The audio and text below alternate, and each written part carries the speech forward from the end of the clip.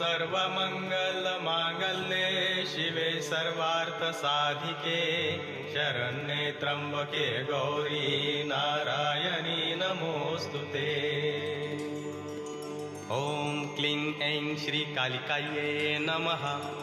एकवेणी जपा कर्ण पुराणग्नाखरा स्थिता लंबोष्ठी कर्णिका कर्णी तैलाभ्यत्य शरीरिणी वामपादोल्लसल्लोहलता कंटकभूषणा वर्धन मूर्धध्वजा कृष्णा कालरात्रिर्भयंकरी या देवी सर्वभूतेषु मा कालरात्रिरूपेण संस्थिता नमस्तस्यै नमस्तस्यै नमस्तस्यै नमो नमः।